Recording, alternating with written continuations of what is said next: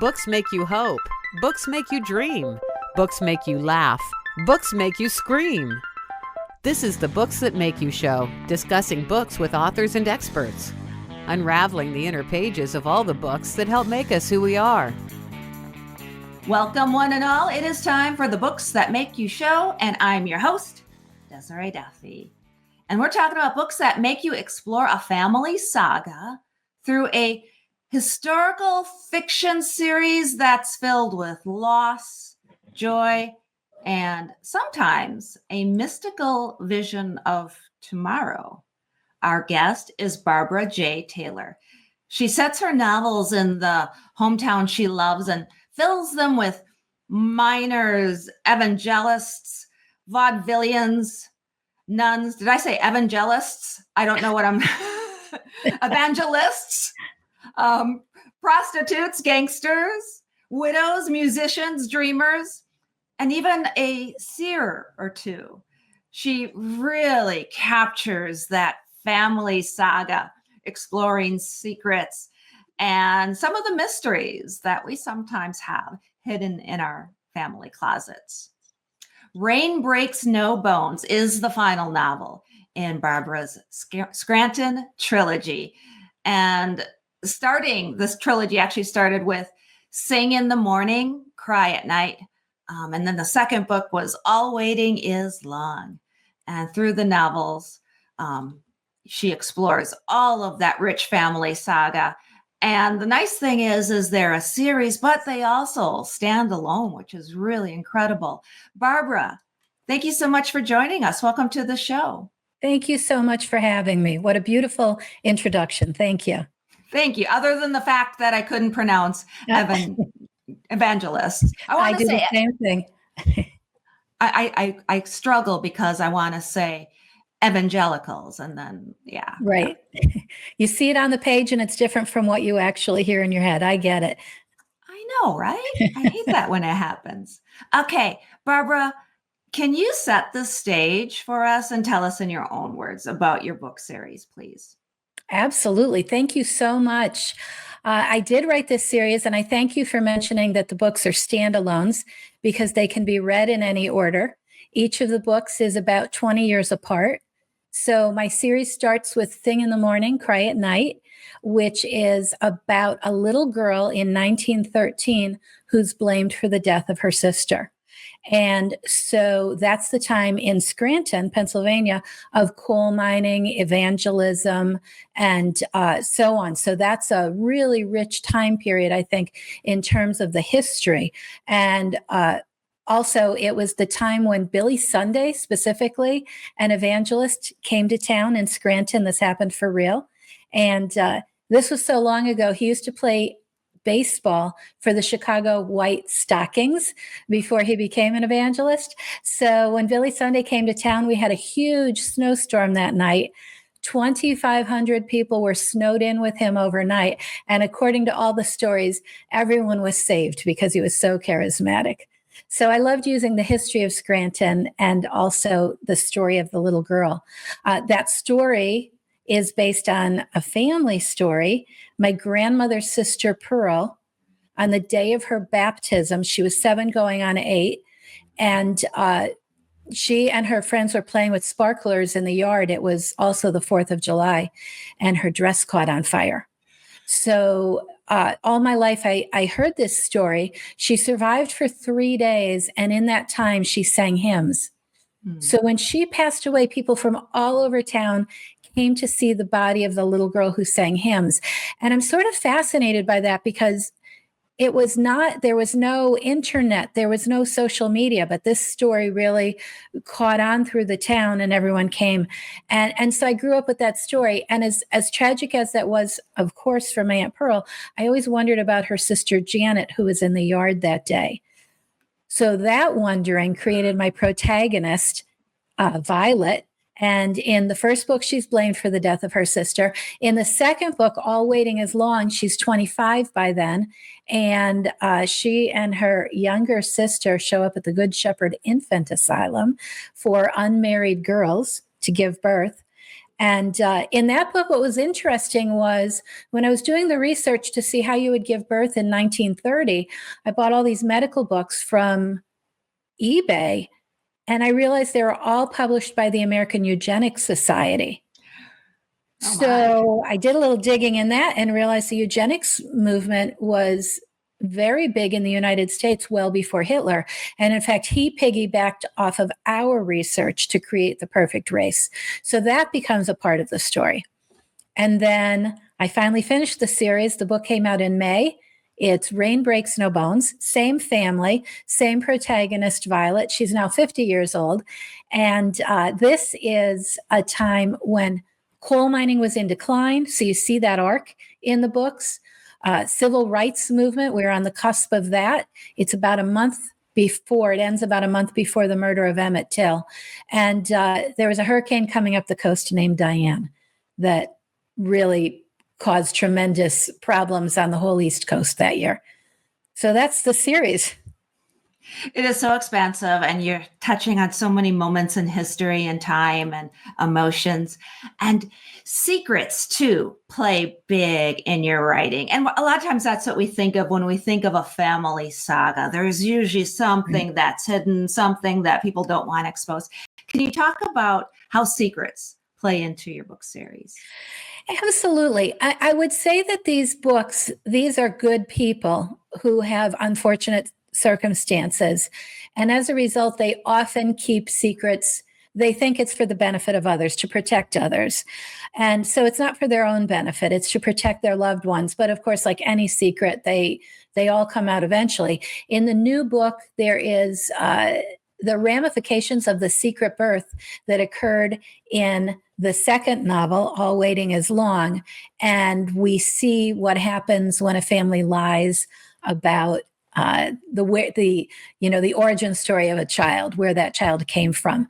So we have that secret. We also have a secret relationship in this book because it's an interracial relationship, and it's 1955. And I liked exploring that idea of race in Scranton. You know, we always talk about the South and who did what and all of that, but the North wasn't much better in terms of racism. And when I really did a deep dive into Scranton's history, I discovered at times we were no better and no worse than other places. So there were times when we were very open-armed and other times when we weren't.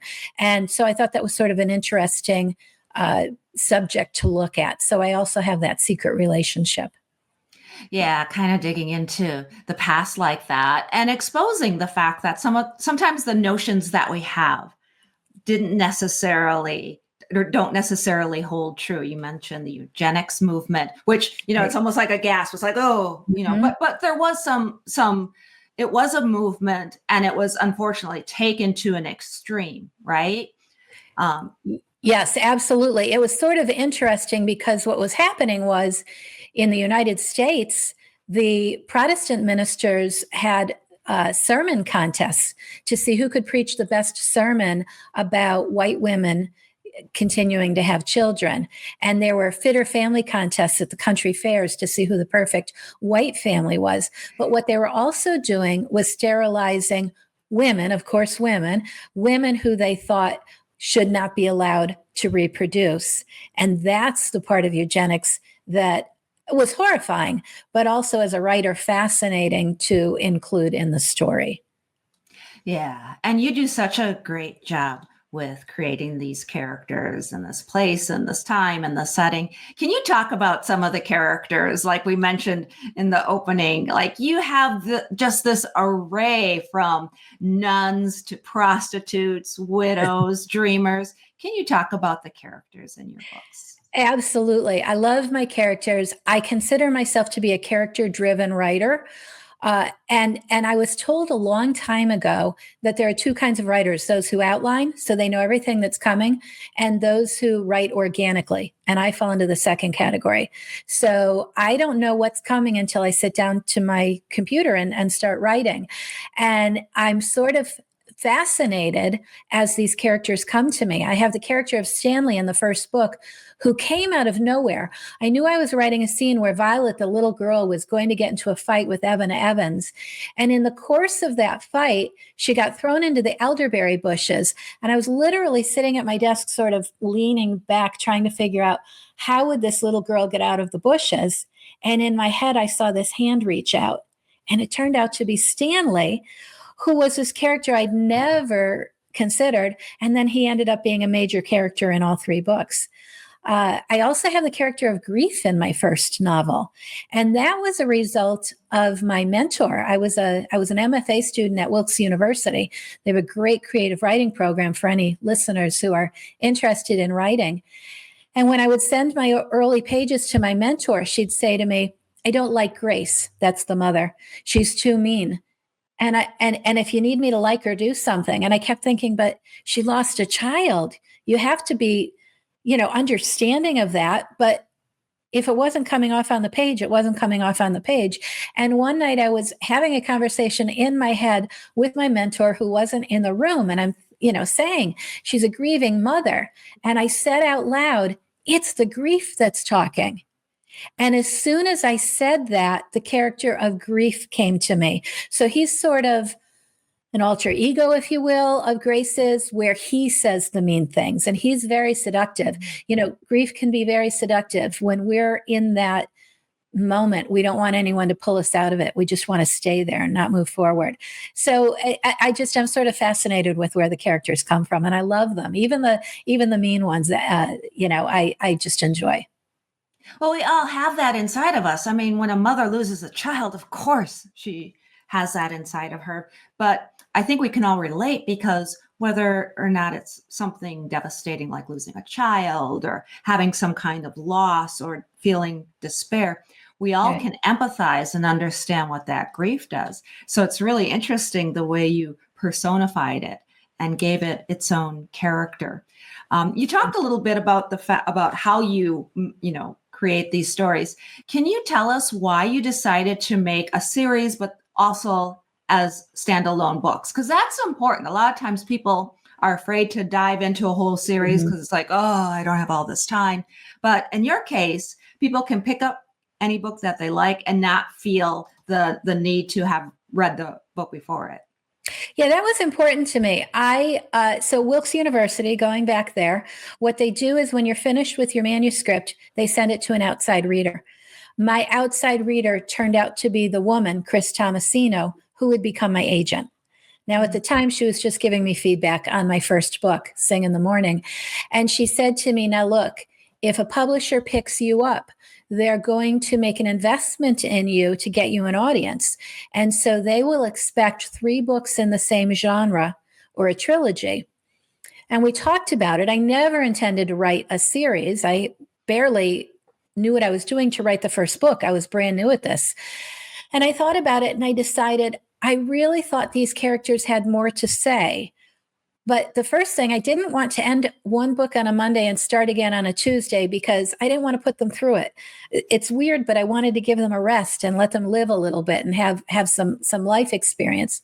And then the other thing was, I thought if I set them about 20 years apart, they would be completely different people and completely different stories. So Violet is 8 years old, then she's 25, then she's 50. So even though it's the same person in the same town, not only is the town changing, but the characters have changed simply because time has gone by. So that was my thinking. I wanted to stay with those characters, but I wanted to tell completely different stories. And even the tone of each book is different. The third book has a woman who talks, well, there's more than one character who can speak to the dead. And that's sort of a brand new element in this story, but it was just something I wanted to investigate. So I had to make them interesting to me as well. And so researching completely different time periods and looking at completely different themes sort of helped keep it interesting for me. Speaking to the dead and the mystical elements in your writing, can you unpack that a little bit more without, I understand, don't give away any spoilers here. No, that's a great question. So in the first book, Grace is a very, right sort of Christian, and she doesn't believe in talking to the other side, but she's so desperate after losing a child, she goes to hear an automatic writer. There in the spiritualism movement at the time period in the early 1900s, there were people who would go into these trances and write, and supposedly there were messages from the other side, and that's a complete scam. She doesn't know it at the time, but it's a scam. So I thought it would be interesting by the time I got to the third book to look at that same world, but to look at it as if it were real. And to be honest, I'm not sure what I believe. I have a friend who's a medium, and so I'm sort of fascinated by it. And I interviewed other seers, other mediums for the book. I think there's more out there than what the eye can see. So I'm open to the idea. I've never personally had that experience, but I wanted to look, with each of my books, I wanted Violet's world to get bigger. And by the third book, Rain Breaks No Bones, the world is bigger not only physically in this world, but she's also seeing the other side, and that opens her up. So I just thought that was another way to make her world bigger. It is fascinating, that whole idea of what might be on the other side and exploring that. And that's brave too, to explore that. One of the things that you talk about is the idea of small town thinking. What do you mean by that? Well, when I was writing the first book, I was trying to figure out a way to show how gossipy people can be, and how stories travel, like the story of my great Aunt Pearl, who passed away. Everyone in town knew about it. How did they know? And I came up with this idea. In the first two books, I have this chorus of church women. And these are women that we all know and love, and sometimes are, because they're very pious, and sometimes they're very good women, but sometimes they're gossiping. And it was a way just to give that feel of the neighborhood gossips, the women I grew up with. I think, I feel like that's everywhere. I mean, any place that you have a neighborhood. But what I love about Scranton, in the early 1900s, there were over 100,000 people here, but it still had that small town feel. People who came here, particularly for coal mining, settled in neighborhoods of their faith and of their nationality. So you had the Lithuanians, and you had the Welsh, and you had the English and the Irish and the Ukrainians. Today, we still have social clubs. We have the Polish club. We have the Taurus club. So there are still some remnants of that. So even in a bigger city, when you settle in those neighborhoods, you're going to have that small town feel. Yeah. Now, can you talk a little bit about the craft? How you create these stories? Tell us about, you mentioned that you went through the MFA program, and it's really great that your beta reader turned out to be an agent. Not Right? a lot of authors have that. It's kind of landed on your plate, so to speak. Any advice on either craft of writing or to other writers out there? What do you want to say to them? It's funny. I've written 3 books, and I have a personal essay that just came out in an anthology, and I've started my 4th book. And every time I start writing a book, I don't think I know how to write a book. Every time it's a different process. And I'll tell you what I actually did with the last book was, as I learned a lesson, how to get through a block in the writing, how to develop characters, I actually wrote it down on a card. So I have those cards. So this time when I start panicking, I can go to the cards and see. Honestly, my advice would be, just to write and to read and to write, because you're not going to be a good writer if you don't read. You have to learn, study the writing that you're reading. But then also find that trusted writing community. Don't show your work to 1 million people, but find 2 or 3, 4 maybe trusted people. And I don't mean just people you trust in real life, that's fine, but you trust them to look at your writing. Because there are some people who are going to tell you what to do to make the book better. And there are some people who are going to tell you how they think you should write it because it's the way they would have written it.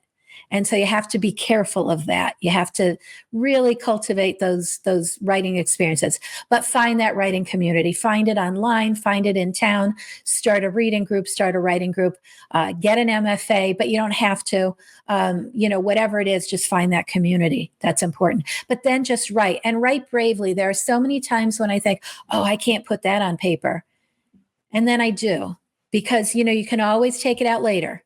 But if it makes you nervous, that's probably where you need to go. Yeah, because then you're tapping into an authentic voice and an authentic experience too, because I think the reader can see through if you're putting something out there and it seems rote or cliche. Exactly. And I'll tell you a story with my new book. So every time it's the same family, but there are new characters. And in this one, I have three main new Black characters. And I wrote the book, and I was really nervous about writing it as a white writer. And I did all kinds of research, and I still couldn't do it. And then a friend of mine who happens to be an African-American writer said, just write it. I know your heart. Write the book, and then we'll see. And I did. And then I made sure this time my editors were all editors of color. And my one friend, Valinda Bryant, she really, the feedback was very honest and open. And it was her, basically, she told me that I wasn't courageous. She didn't use those words. She was much kinder. But every time I had a situation in the book where Johnny, who is Black, and Daisy, who is white, would get close to having a serious conversation about race, I would have one or the other say, oh, let's not do this now. Let's just enjoy. And she said, if you're going to write these characters, you have to go to the difficult places. And she was so right, and made the book so much better.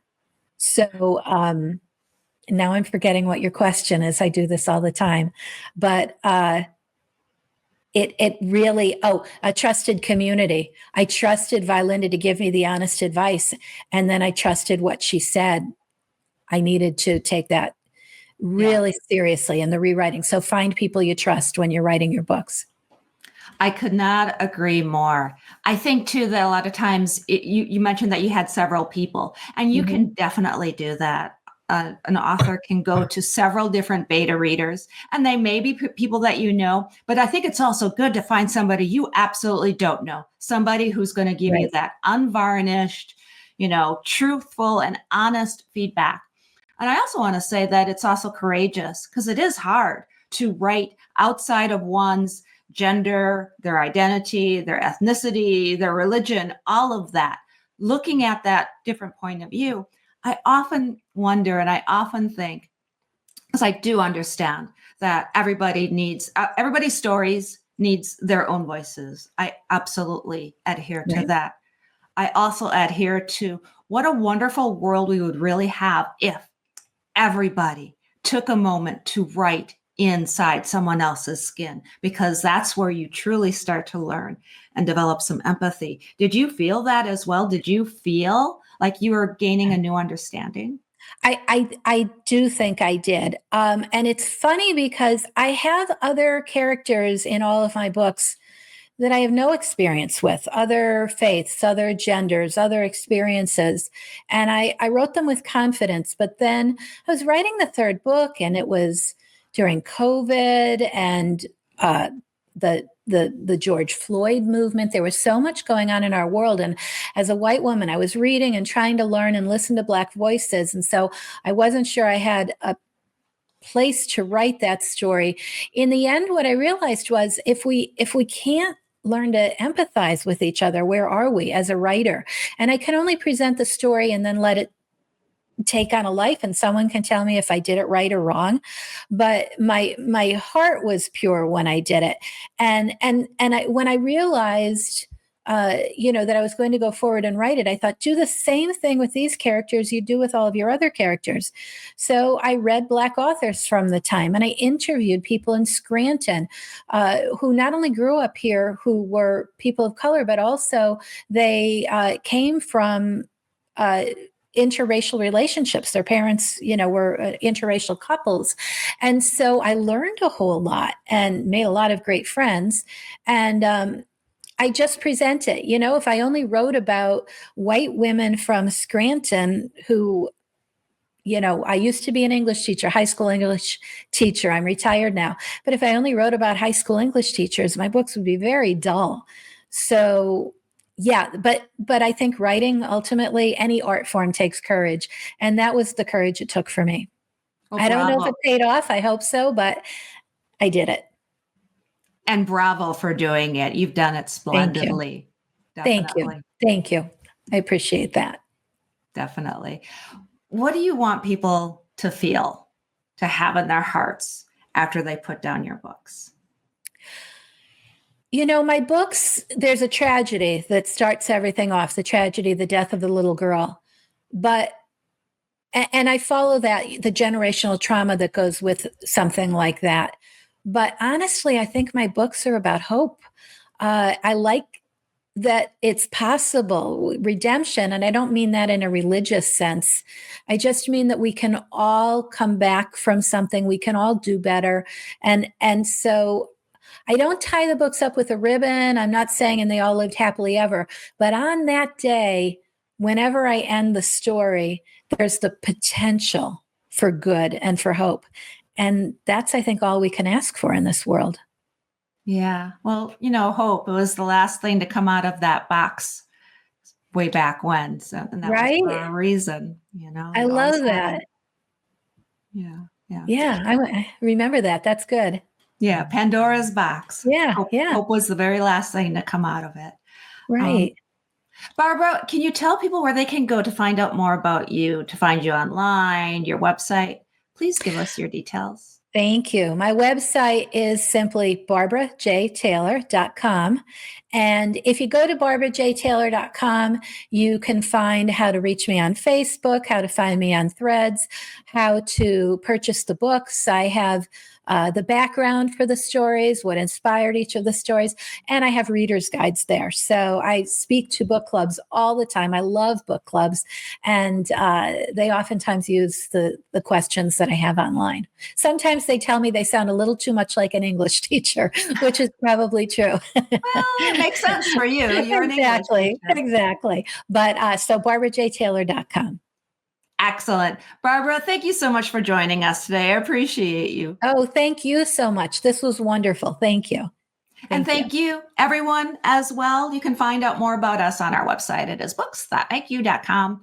We are on Facebook and Instagram and also YouTube. Of course, you can always ring the bell, subscribe, make sure you never miss an amazing interview with authors just like Barbara J. Taylor. And subscribe to our Webby Award-winning newsletter as well, delivered monthly to your inbox.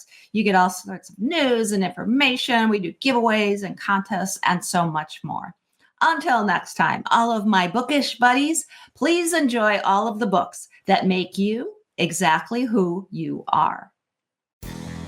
The host and executive producer of the Books That Make You show is Desiree Duffy. Sound mastering and engineering by Dave Napox. Social media and content promotion by Siddhi Jahagirdar. Copywriting and editing by Mike Robinson.